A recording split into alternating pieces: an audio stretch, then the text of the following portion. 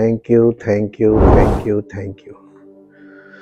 जीवित तो महान सामर्थी परमेश्वर, दिल से आपका धन्यवाद करते हैं। धन्यवाद के साथ आपके पास आते हैं और प्रभु आपके सामने आके पश्चाताप और अंगीकार करते हैं कि हम पापी हैं और हमें उस छुटकारे की ज़रूरत है जो आपके द्वारा हमारे भीतरी मनुष्यत्व में आपके कार्य के द्वारा हमें प्राप्त होता है और हमें वो जीवन प्राप्त होता है जो सिद्धता से भरा हो, ताकि हमारा जीवन उस महिमा को प्रकट करे जो आप प्रकट करना चाहते हैं और हम वो बने जो आप बनाना चाहते हैं। आदर और महिमा आपको मिले, प्रभु यीशु मसीह के नाम से मांगते हैं, आमीन।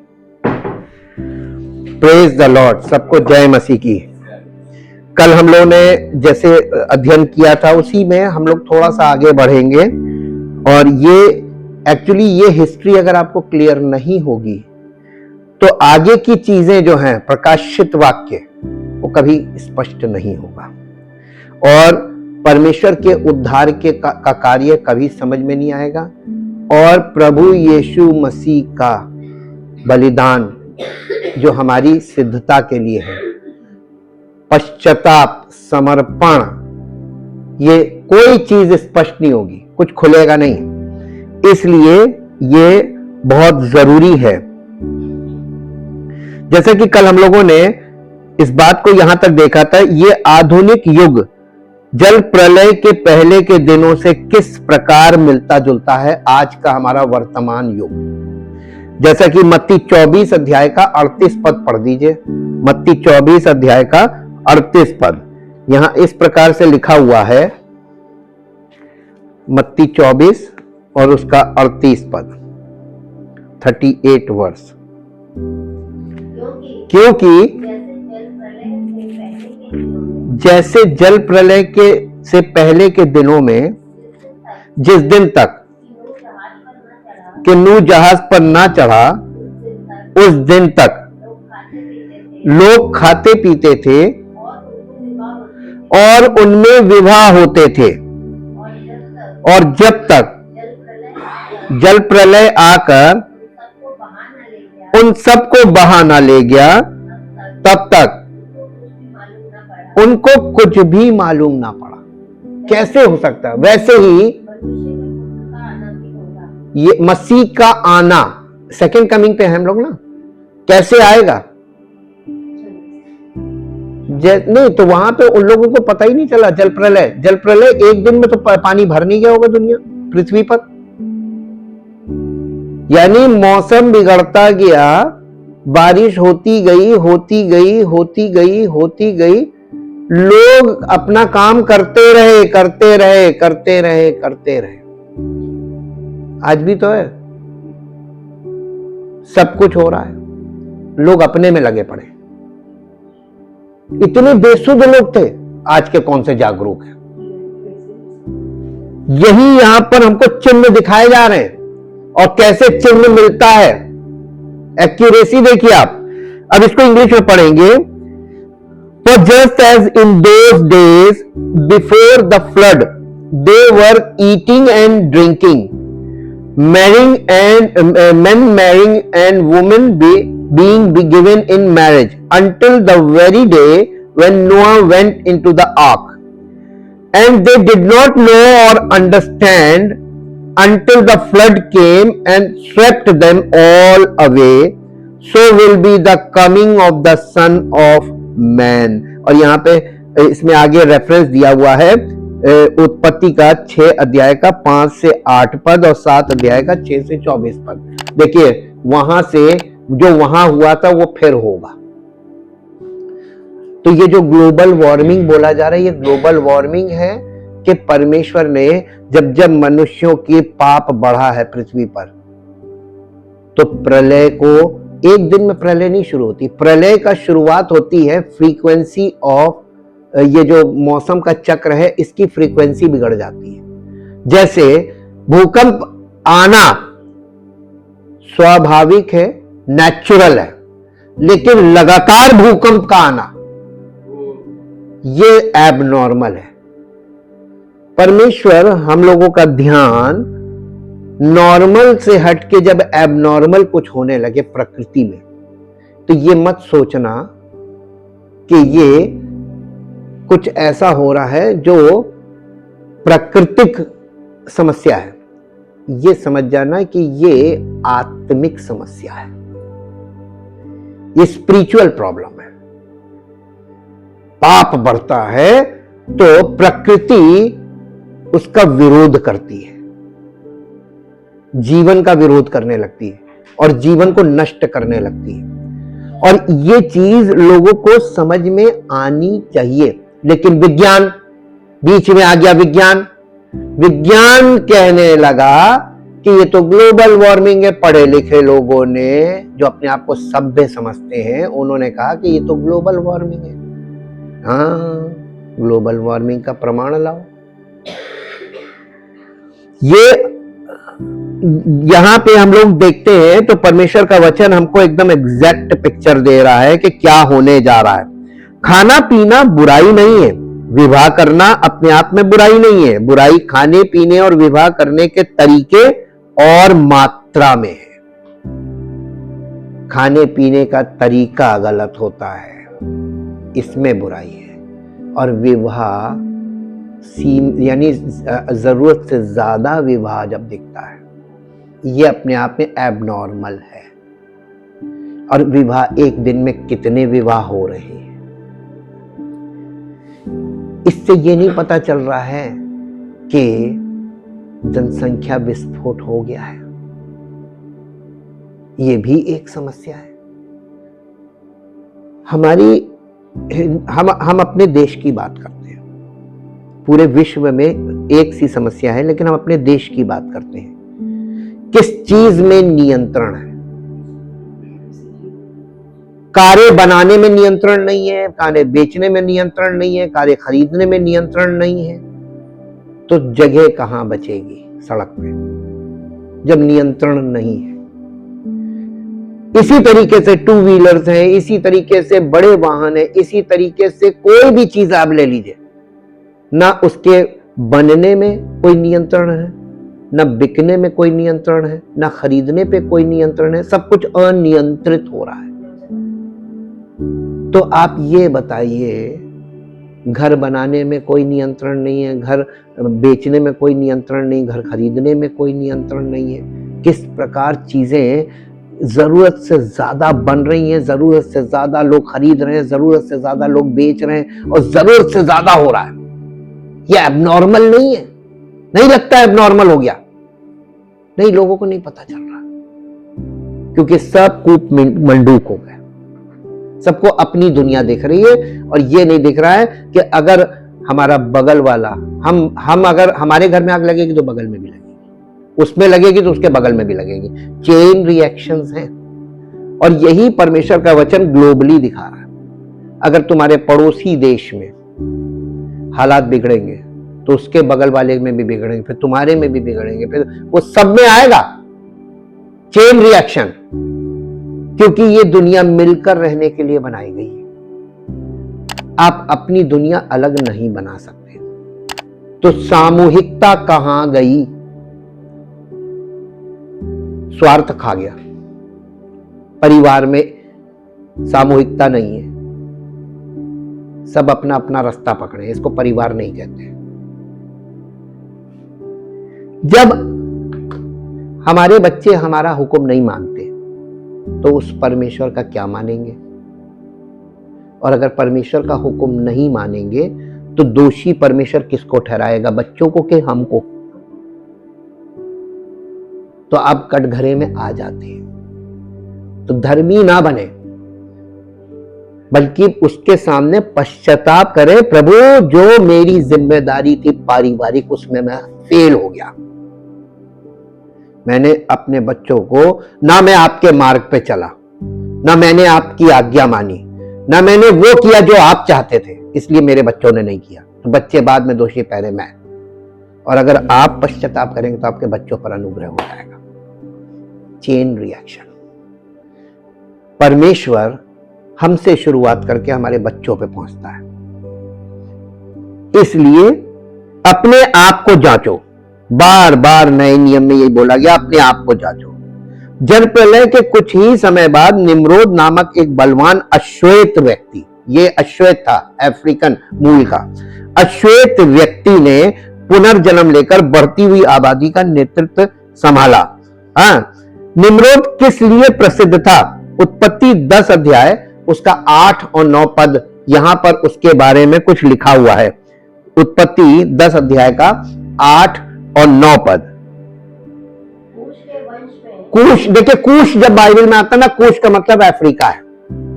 कूश के वंश में निम्रोद भी हुआ। पृथ्वी पर पहला वीर वही हुआ, वो यहोवा की दृष्टि में पराक्रमी, शिकार खेलने वाला ठहरा। इससे ये कहावत चली है, निम्रोद के समान यहोवा की दृष्टि में पराक्रमी, शिकार खेलने वाला है। देखिए, हाँ, शिकार खेलने वाला। ये उसके राज्य का आरंभ शिनार देश में बेबीलोन, एरेक, अक्कद और कलने से हुआ। ये वो जगह हैं जिसको उसने बसाया, सिटीज, और इन सारी सिटीज को मिला दीजिए तो बन जाता था साम्राज्य। इसी को बेबीलोन कहा गया। द फर्स्ट, बेबीलोन का मतलब होता भ्रम, लेकिन ये भ्रमित लोगों ने शहर बसाना शुरू किया, सभ्यता का आरंभ किया। तो ये ईश्वरीय सभ्यता, संसार को इसीलिए संसार की आत्मा, संसारिकता, इसको क्यों बुरा माना जाता है? सब संसारिकता का भाग है, सब संसारिकता में लिप्त हैं, लेकिन परमेश्वर को कोई नहीं खोज रहा। अभी आगे आप सुनेंगे तो आपको हैरानी होगी कि परमेश्वर का वचन इतना स्पष्ट दिखाता है। यस, हम माइक्रोस्कोपिक व्यू पे आपको लेके गए, मैक्रो से माइक्रो। यहां पर नई दुनिया का पहला निरंकुश शासक निम्रोद परमेश्वर के सामने एक शक्तिशाली शिकारी था। इस संदर्भ में सामने शब्द की जगह विरुद्ध शब्द का प्रयोग होना चाहिए। निम्रोद अपने सृष्टिकर्ता से भी ऊपर उठना चाहता था। यह परमेश्वर का विद्रोह करने वाला था, विरोधी, परमेश्वर के ऑपोजिट, अपने आप को परमेश्वर से ऊंचा उठाने वाला। अब ये बताइए, ये विचार किसका है? Yes, this is the seed of Satan. तो ये कौन सी आत्मा में था? ये शैतान की आत्मा इस व्यक्ति के द्वारा आरंभ से काम कर रही है। और इस तरीके से जियोग्राफी कैसे टूट कर आज ये जो नक्शा आपको हम लोग जो देखते हैं, ये नक्शा आज का नहीं, आप प्राचीन नक्शों को निकाल के देखिए, आप बिब्लिकल टाइम से कितनी बार भूगोल बदल गया। तो आपको यही नहीं पता चलेगा कि हम लोग कहां से कहां आ गए, हम कहां से, हमारा मूल कहां से आ रहा है। इस संदर्भ में सामने शब्द की जगह विरुद्ध शब्द का प्रयोग होना चाहिए। निम्रोद अपने सृष्टिकर्ता से भी ऊपर उठना चाहता था। उसके लिए मानव जाति के रक्षक के रूप में अपनी योग्यता साबित करना परमेश्वर के विरुद्ध एक प्रतियोगिता थी। जल प्रलय के बाद निम्रोद के मार्गदर्शन में मानव जाति ने कौन सी परियोजना शुरू करने का निर्णय लिया? उत्पत्ति 11 अध्याय 1 से 4 में वही द टावर ऑफ बेबीलोन मिलेगा। ये है, इसका आरंभ किया था। निम्रोद और उसके अनुयायियों ने मूर्खतापूर्वक ये मान लिया था कि वे बाबिल की मीनार जैसी एक विशाल संरचना बनाकर एक और विश्वव्यापी विनाश को रोक सकते हैं। उनका मानना था कि विद्रोह को रोकने का ईश्वर का एकमात्र उपाय पृथ्वी पर बाढ़ लाना है।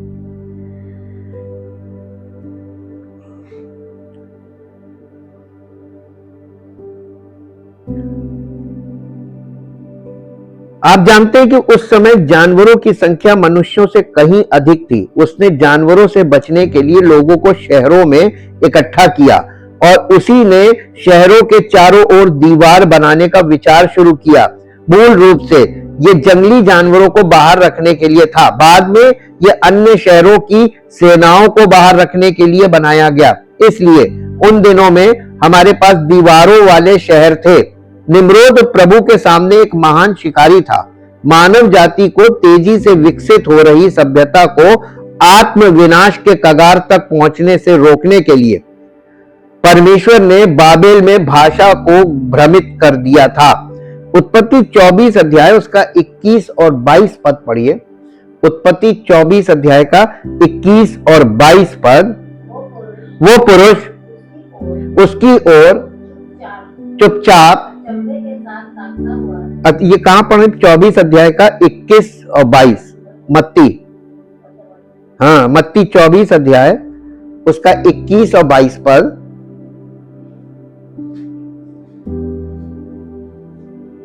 मत्ती 24 का 21 और 22 पद।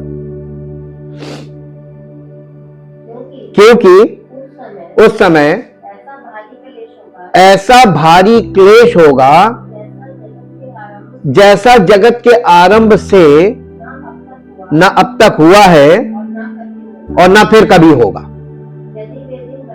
यदि वे दिन घटाए ना जाते तो कोई प्राणी ना बचता। ये अंतिम यानी अंत के समय की बात की जा रही है। यीशु मसीह के आने से पहले इतना भारी क्लेश होगा जैसा आरंभ से आज तक कभी हुआ नहीं और इसके बाद भी कभी नहीं होगा।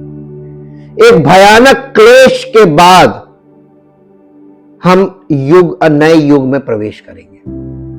ये जो क्लेश बीच में वर्ड है ना, ये नैरो से फिर हम उस पार जाएंगे। जैसे एक बच्चे के जन्म का वर्णन इसीलिए दिया गया है कि बच्चे के जन्म के समय कितने प्रेशर के साथ उसको जन्म दिया जाता हो और उसके जन्म के बाद वो प्रेशर खत्म हो जाता है। इस युग का बदलना ऐसा ही होगा। और अभी आप इमेजिन नहीं कर सकते कि कितना भारी क्लेश होगा। ये क्लेश ही प्रेशर होगा। और ये बाइबल में एक एक्यूरेसी पे चल रहा है और इसीलिए परमेश्वर ने बाबेल में भाषा को भ्रमित कर दिया था, जैसा उत्पत्ति 11 अध्याय के 5 से 9 पद में है। जहां पहले वे एक दूसरे से स्पष्ट रूप से संवाद कर सकते थे, वहीं अब वे अनेक भाषाओं में बोलने लगे। बुरी तरह भ्रमित होकर बाबेल के निर्माता बड़बड़ाने लगे। जैसा कि पद 4 में 11 अध्याय के 4 पद में उत्पत्ति में पता चलता है, बाबेल परियोजना का उद्देश्य हमें एक नाम दिलाना था, अपने जीवन में ईश्वर के बजाय स्वयं को प्राथमिक अधिकार के रूप में स्थापित करना। अपना नाम करने का मतलब प्राथमिकता अपने आप को देना। आज हर व्यक्ति इसी स्वभाव में है। वर्चस्व, हर रिश्ते में वर्चस्व की लड़ाई है, हर घर में वर्चस्व की लड़ाई है, हर राज्य में वर्चस्व की लड़ाई है, राजनीतिक पार्टियों में वर्चस्व की लड़ाई है। कहां नहीं है बताइए? I am the best, I am the best, I am the best, I am the best. और यही कंपटीशन चल रहा है। ये कौन करा रहा है? ये परमेश्वर नहीं करा था। परमेश्वर कहता है सबको मैं बेस्ट बनाना मांगता हूं, सबको इक्वल करना मांगता हूं। शैतान आई एम द बेस्ट की लड़ाई कराता है। ये सेटनिक, तो संसार का आत्मा जो है वो सेटनिक नेचर वाला है। तो संसार में आपको ये स्वभाव मिलेगा, सांसारिक स्वभाव है ये। बाबेल के निर्माताओं का जो इरादा था यानी स्वर्ग में चढ़ जाना, उसके अलावा और किसने सोचा होगा कि इससे वो विद्रोह के लिए ईश्वर के दंड से बच जाएगा। यशाया उसका 14 अध्याय उसका 12, 13, 14 पद पढ़िए। यशाया नबी की पुस्तक उसका 14 अध्याय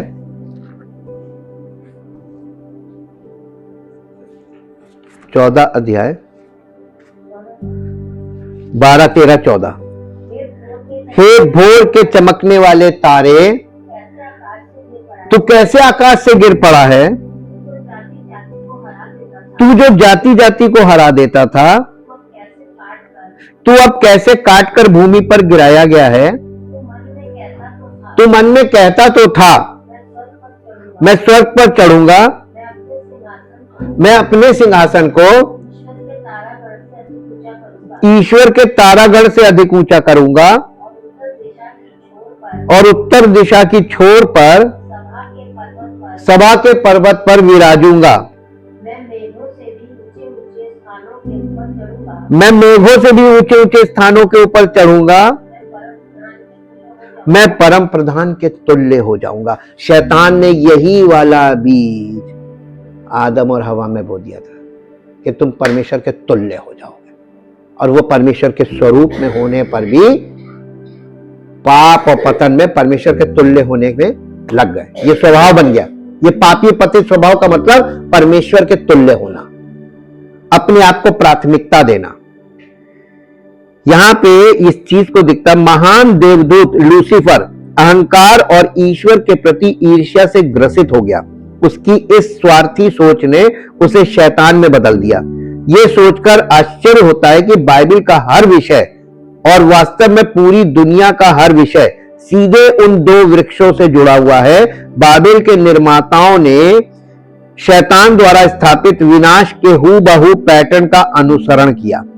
आदम और हवा की तरह और उनसे पहले शैतान की तरह निम्रोद और उसके अनुयायियों ने सही और गलत, अच्छे और बुरे के बीच अंतर करने के लिए अवलोकन, प्रयोग और मानवीय तर्क पर भरोसा करना चुना। भले और बुरे के ज्ञान का वृक्ष अच्छे और बुरे के भौतिक ज्ञान के शैतानी मिश्रण का प्रतीक है, जो ईश्वर के आध्यात्मिक प्रकाश से पूरी तरह रहित है। असल में आदम और हवा और पूरी मानव सभ्यता ने यह मान लिया कि वे ईश्वर से अधिक बुद्धिमान हैं। इसीलिए गॉडलेस नेचर जो है ना, उनमें आपको जो दिख रहा है, भले वो बहुत दयालु हो, कृपालु हो, सब कुछ हो, लेकिन गॉडलेस नेचर में बस एक चीज है कि मैं नहीं होता तो ये कोई कर नहीं सकता था, मैंने किया, मैं जरूर आता है। ईगो, और इन लोगों में ईगो प्रधान होता है। जब परमेश्वर के वचन की चोट लगती है ना ईगो पे, तो इंसान गायब हो जाता। ईगो पे लगी तब, और अगर वो नम्र होता तो समर्पण कर देता। यहां से पता चलता वचन से। बाबेल की मीनार बनाने के लिए मानवता के एक साथ आने का एक बड़ा कारण क्या था? उत्पत्ति 11 अध्याय का 4 पद का अंतिम भाग। ये लोग न केवल एक भाषा बोलते थे, बल्कि 3 नस्लों या परिवारों के थे। ये 3 नस्ल के लोग थे वहां पर बाबेल की मीनार जो बना रहे थे। ये 3 नस्ल कौन सी थी? श्वेत, पीले और काले। श्वेत आप कह सकते हैं यूरोपियंस, है ना? नहीं, यूरोपियंस नहीं है, ये श्वेत अलग है, पीले हैं यूरोपियंस, और फिर है काले, ये अफ्रीकन्स हैं। जिस प्रकार परमेश्वर ने अनेक प्रकार के फूलों और जानवरों में विविधताएं बनाई, उदाहरण के लिए गुलाब की अनेक किस्में और रंग, ताकि वे अधिक सुंदर दिखें, उसी प्रकार ईश्वर ने मनुष्य की त्वचा की 3 नस्लें और रंग बनाए। ईश्वर का उद्देश्य अंतर जातीय विवाहों को रोकना था, परंतु मनुष्य ने सदा ईश्वर के नियमों, इरादों और तरीकों का उल्लंघन करना चाहा है। वे अंतर जातीय विवाहों के द्वारा एक ही नस्ल या परिवार बनना चाहते थे। ईश्वर ने नस्लों की सीमाएं निर्धारित की थी, भौगोलिक पृथक्करण का प्रावधान किया था, शांति और सद्भाव में, परंतु बिना किसी भेदभाव के। परंतु लोग एक एकीकृत राष्ट्र बनना चाहते थे। बाबेल के मीनार का एक उद्देश्य उन्हें एकजुट करना और उन्हें भौगोलिक नस्लीय पृथक्करण से बिखरने से रोकना था। वही लोग वहां नहीं रहना चाहते थे जहां ईश्वर ने उन्हें रहने के लिए कहा था, यानी नस्ल के आधार पर दुनिया के अलग अलग क्षेत्रों में बसाया गया था। कुल मिलाकर आज हम जिस मानव सभ्यता को जानते हैं, उसकी नींव परमेश्वर के विरुद्ध विद्रोह पर ही टिकी हुई है। आज जो पूरी दुनिया में जो वो है वर्ल्ड ऑर्डर या सभ्यता, सिविलाइजेशन, वो परमेश्वर के विरोध पर टिका हुआ है। ओरिजिन देखिए कहां से आ रहे हैं हम लोग। आज तो वो उस परमेश्वर के विद्रोह में और विरोध में मजबूत हो चुका है, और एका कर लिया आज सबने, सारी गवर्नमेंट्स मिल गई है।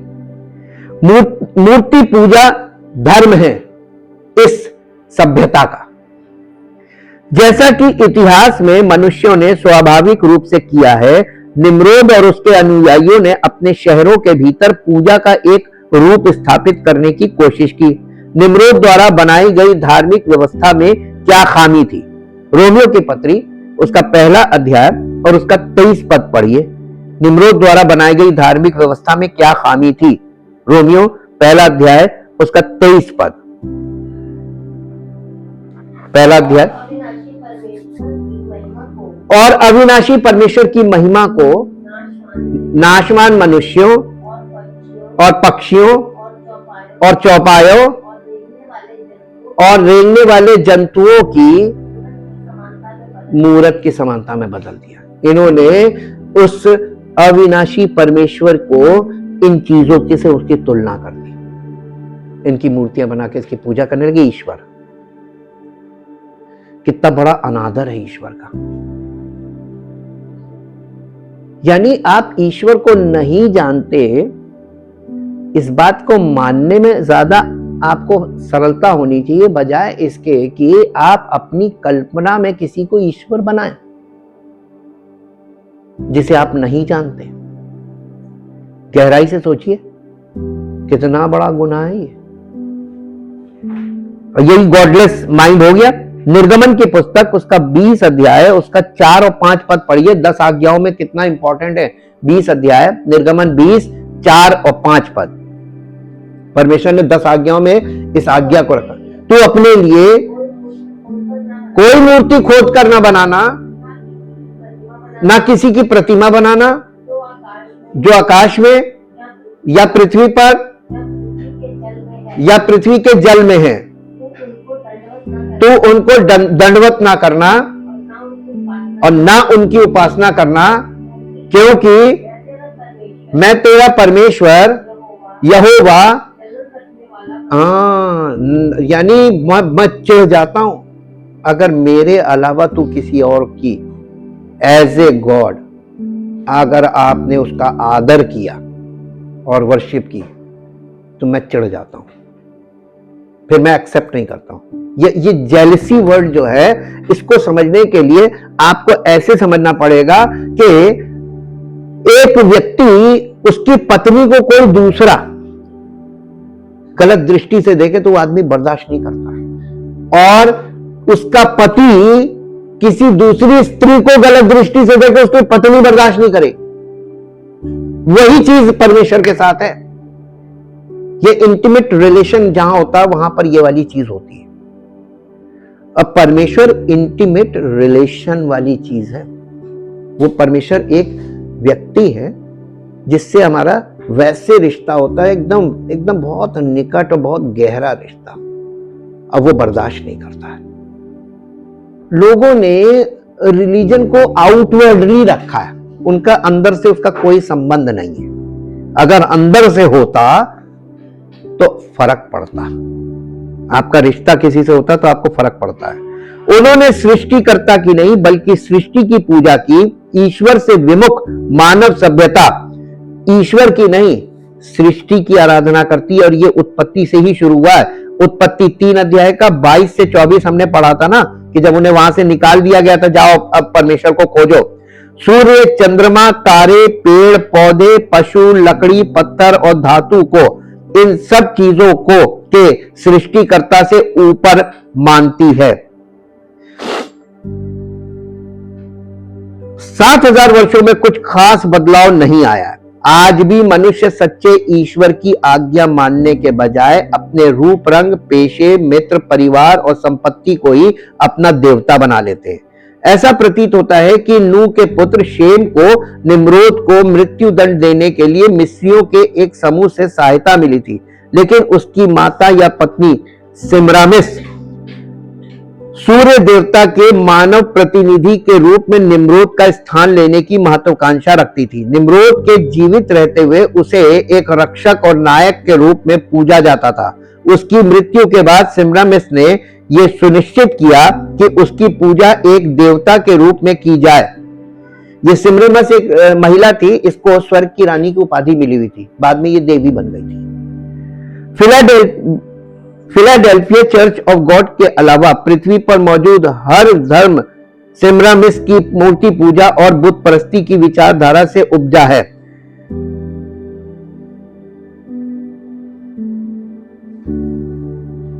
अतीत और वर्तमान के कई धर्मों में एक प्रमुख पुरुष और एक प्रमुख महिला पात्र रहे हैं, जिनकी जड़ें क्रमशः निम्रोद और सिमरमिस से जुड़ी हैं।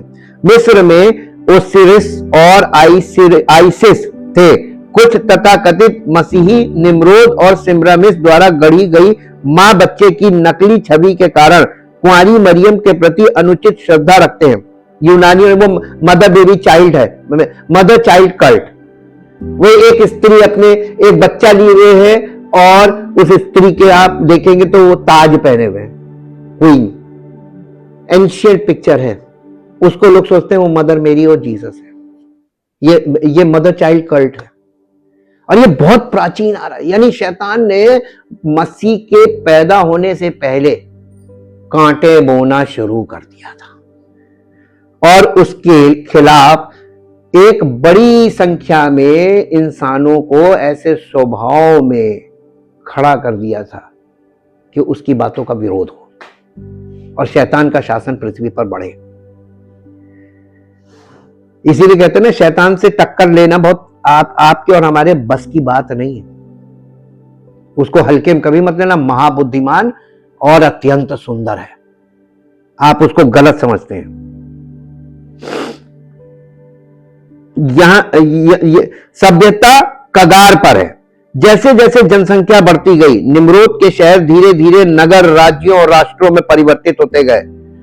श्री आर्मस्ट्रांग ने सभ्यता के विकास का सुंदर वर्णन करते हुए कहा, मानवता की पीढ़ियां आगे बढ़ती गई और इस दुनिया की सभ्यता का विकास हुआ।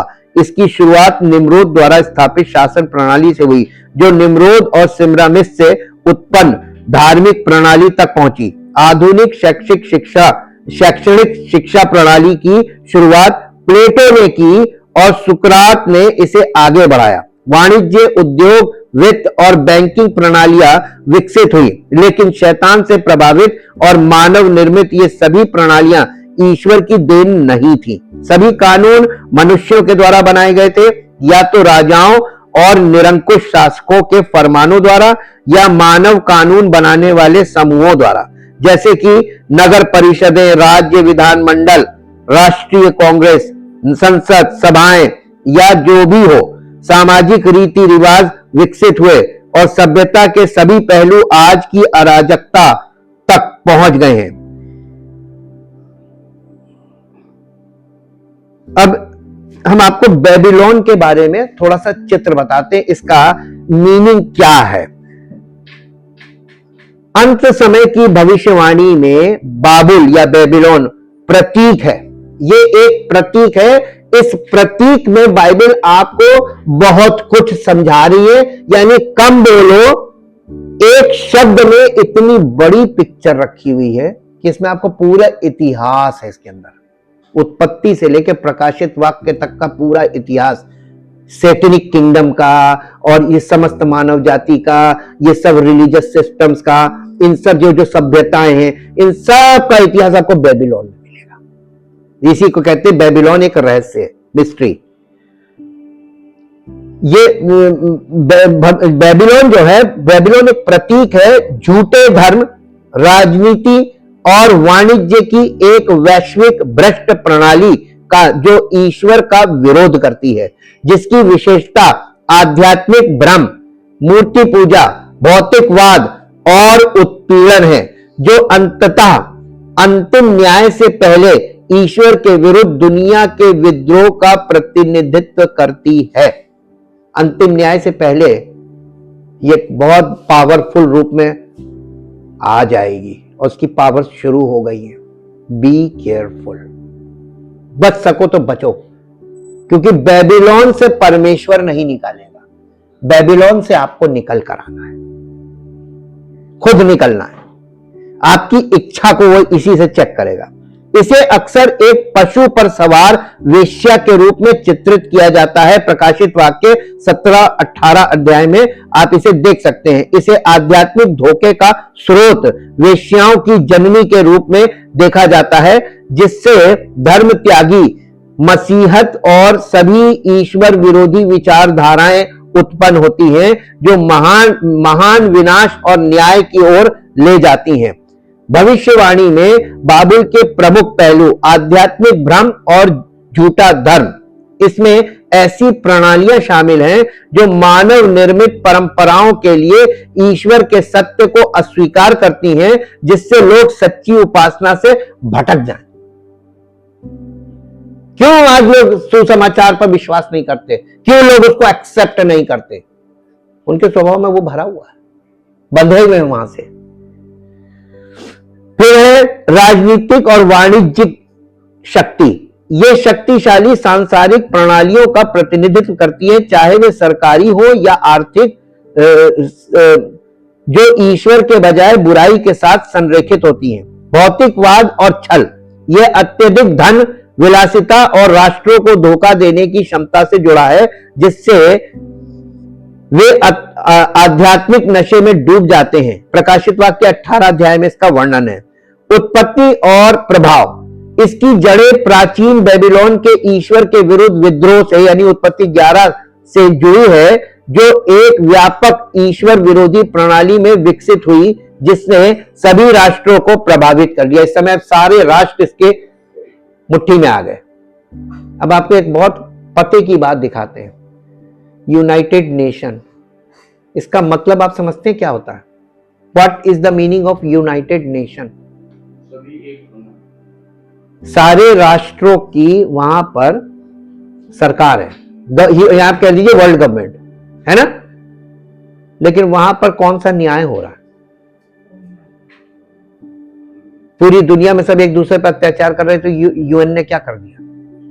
करेगा भी नहीं कुछ, क्योंकि ये सब खोखला सिस्टम बना हुआ है, ये शो पीस है और सारे गलत काम होते रहेंगे।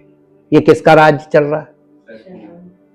एक जगह नहीं, पूरी दुनिया पर चल रहा है, पूरी दुनिया पर। और आप ये सोचिए कि आप उसके राज्य से बाहर हैं, आप इस सभ्यता से बाहर हैं? नहीं, हम एम्बेसडर ऑफ क्राइस्ट के रूप में हैं। हम स्वर्ग के राज्य के नागरिक हो चुके हैं, हमें नागरिकता मिल गई, और अब हम यहां पर परमेश्वर के राज्य के विषय में लोगों को सटीक जानकारी दे रहे हैं। एक्सेप्ट करो या रिजेक्ट करो, सबको अपना अपना हिसाब देना। हमको हमारा प्रतिफल प्राप्त हो गया है। क्योंकि हमको प्रतिफल मिल गया है, इसलिए रिस्पॉन्सिबिलिटी यह है कि तुमको स्वार्थी नहीं बनना है, तुम्हें लोगों तक सत्य को पहुंचाना है, माने या ना माने उनकी मर्जी। इसलिए हम आप तक वो सटीक जानकारी पहुंचाने की कोशिश कर रहे हैं। वेश्याओं की जननी, ये एक ऐसी मात्र प्रणाली है जिससे झूठी कलीसियाएं और आंदोलन निकलते हैं, जो विश्वासियों को धर्म त्याग की ओर आकर्षित करते हैं। न्याय, भविष्यवाणियां इसके हिंसक और अचानक विनाश का विस्तार से वर्णन करती हैं, जो दुनिया की बुरी व्यवस्थाओं पर ईश्वर के अंतिम न्याय का संकेत देती हैं। प्रकाशित वाक्य 18 अध्याय का 2 और 7 पद में आप इसे देख सकते हैं। लेकिन हम आपको एक चीज बताएं, सत्य का आत्मा और भ्रम की आत्मा में लिंग भी छिपा है, शायद आप नहीं पकड़ पाए। सत्य का आत्मा मैस्कुलिन जेंडर है, और भ्रम की आत्मा फीमेल है, ये फीमेल स्पिरिट है।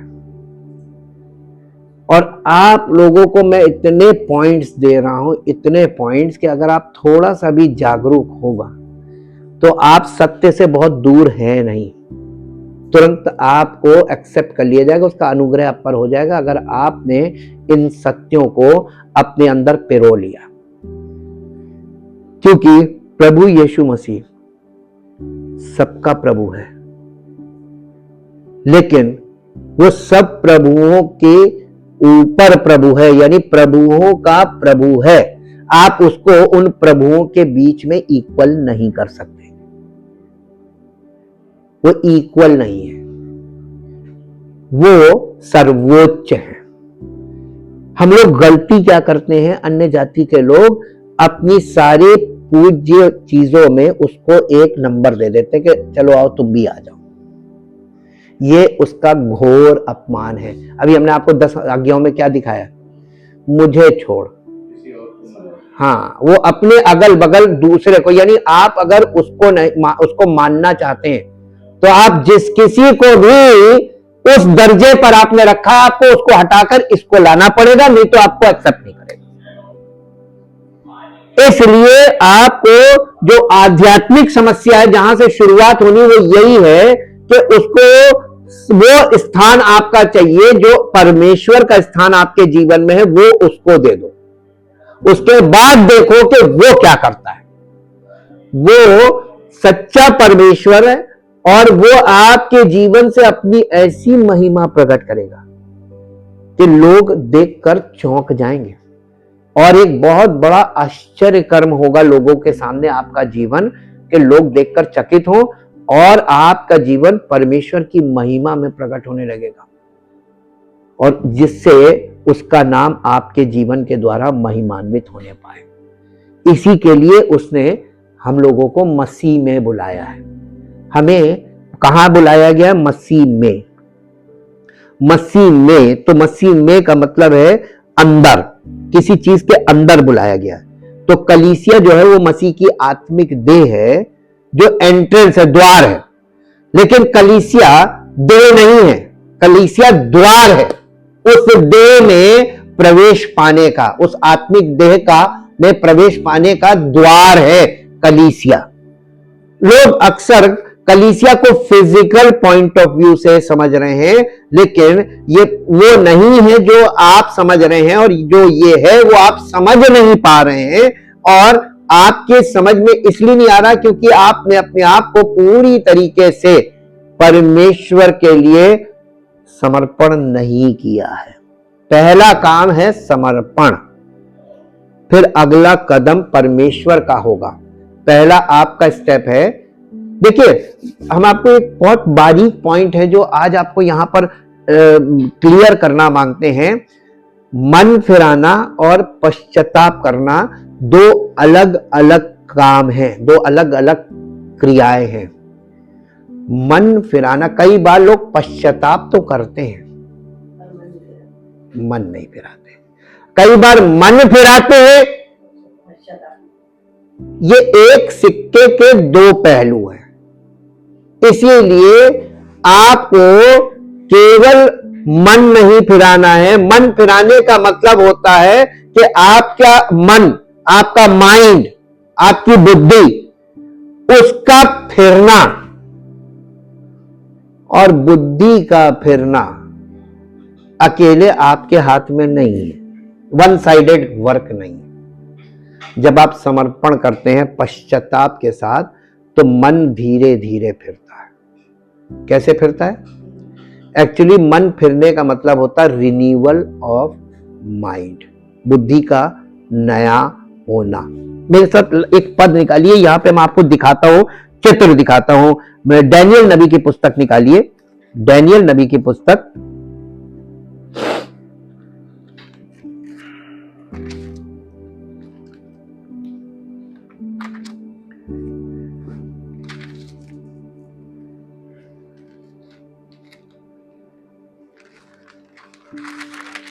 डैनियल की पुस्तक और उसका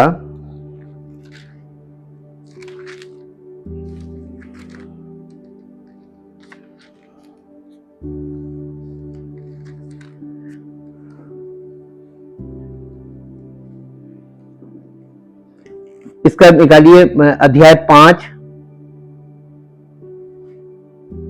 अध्याय 5,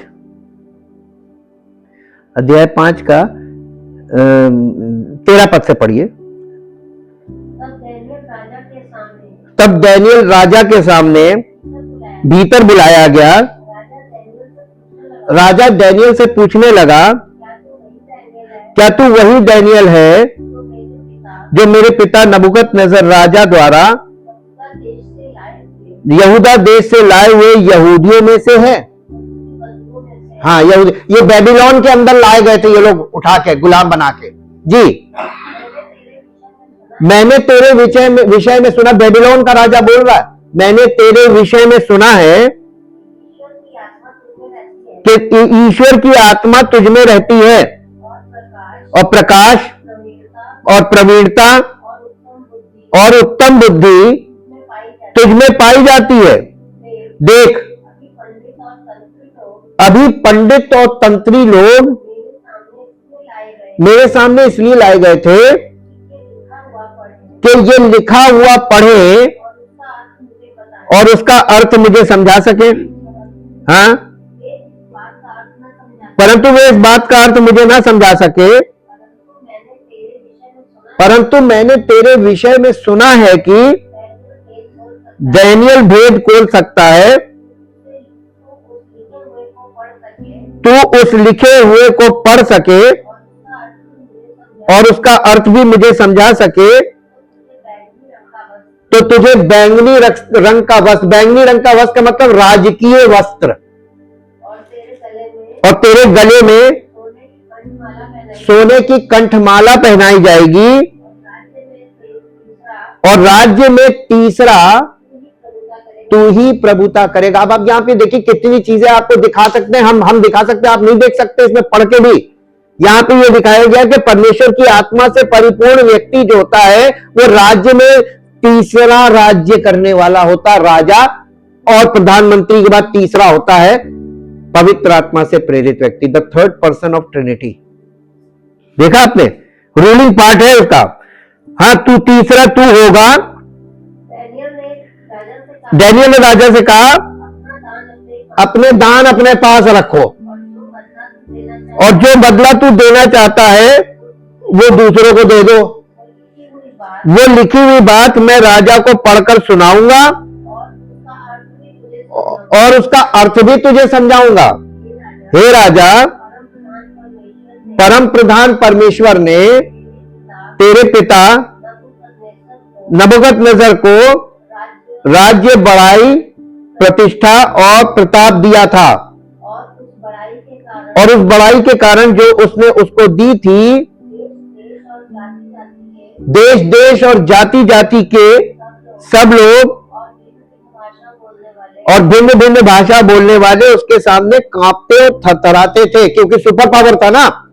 बेबीलोन का मतलब सुपर पावर है। जी, जिसे वो चाहता उसे वो घात करता था, मनमानी करता था।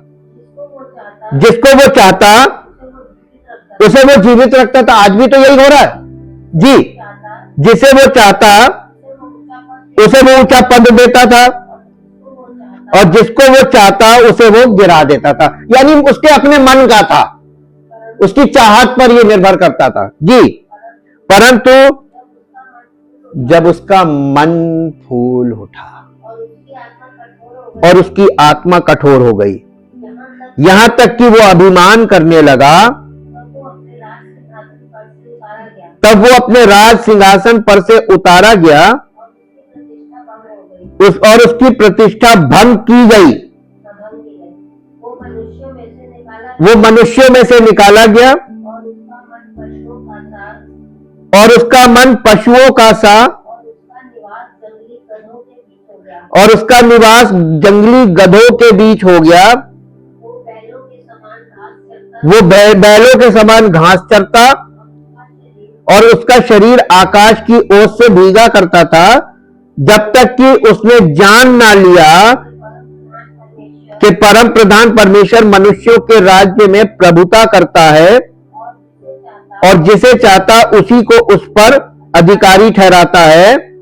तो भी हे बेलशस्सर, तू जो उसका पुत्र है और ये सब कुछ जानता था, तो भी तेरा मन नम्र ना हुआ, वरन तूने स्वर्ग के प्रभु के विरुद्ध सिर उठाकर उसके भवन के पात्र मंगवाकर अपने सामने रखवा लिए और अपने प्रधानों और रानियों और रखेलियों समेत तूने उसमें दाखमधु पिया और चांदी सोने पीतल लोहे काठ और पत्थर के देवता जो ना देखते ना सुनते ना कुछ जानते हैं उनकी तो स्तुति की, परंतु परमेश्वर जिसके हाथ में तेरा प्राण है और जिसके वश में तेरा सब चलना फिरना है, उसका सम्मान तूने नहीं किया। ये बेबीलोन की प्रथा है, ये बेबीलोन का शासन दिखा रहे हैं आपको। तब ही ये हाथ का एक भाग उसी की ओर से प्रकट किया गया है, और वे शब्द लिखे गए हैं, जो शब्द लिखे गए वे ये है, मने मने तकेल और उपरसीद। इस लेख का अर्थ यह है, मने अर्थात परमेश्वर ने राज्य के दिन गिनकर उसका अंत कर दिया है। तकेल अर्थात तू मानो तराजू में तौला गया और हल्का पाया गया है। परेश अर्थात तेरा राज्य बांटकर मादियों फारसियों को दिया गया है। तब बेलशस्सर ने आज्ञा दी डैनियल को बैंक, यानी उसको रिवॉर्ड कर रहा, अच्छी बात नहीं सुनने को मिली रिवॉर्ड दे रहा, इनाम दे रहा। देखिए कितनी झूठी बड़ाई के लिए ये लोग क्या क्या करते थे। और इसके बाद यहां पे आप देखेंगे कि इसके लिए बहुत बुरा लिखा था। एक जगह लिखा है कि वो ये चीजें इसके बाप के साथ भी हुई थी, इसके बाप के साथ हुई थी। और उसने मालूम क्या किया था, उसने अपने राजमहल पर ऊपर टहल रहा था, और टहल के क्या कह रहा था, क्या ये बड़ा बेबीलोन नहीं जिसे मैंने अपनी बाजुओं की कुव्वत से, अपनी बुद्धि से इसको बनाया। घमंड की बात है, मन में सोच रहा था। हाँ, और वो इंसान से जानवर में बदल गया। माइंड देखिए उसमें क्या चीज दिखाई जा रही पिक्चर में, माइंड। जो परमेश्वर को नहीं जानता नहीं मानता वो जानवर बन जाता है, और शासक हो चाहे धर्म का पुरोहित हो, परमेश्वर को जो नहीं जानता वो जानवर है। Thank you Lord. जीवित और महान सामर्थी परमेश्वर, हम आपका दिल से धन्यवाद करते हैं आपके पवित्र वचनों के लिए, और वचन के द्वारा उन सत्यों को जो हम प्राप्त करते हैं उसके लिए आपका धन्यवाद करते हैं। चाहते प्रभु ये सत्य हमारे जीवन में उस ज्योति की तरह चमके कि हम सबका जीवन परमेश्वर की ज्योति से भर जाए और हमारा जीवन प्रकाशमान हो, ताकि परमेश्वर की महिमा हो। आदर और महिमा आपको देते, इस प्रार्थना को यीशु मसीह के नाम से मांगते हैं, आमीन। Thank you Jesus. प्रभु आपका धन्यवाद हो। Thank you Jesus.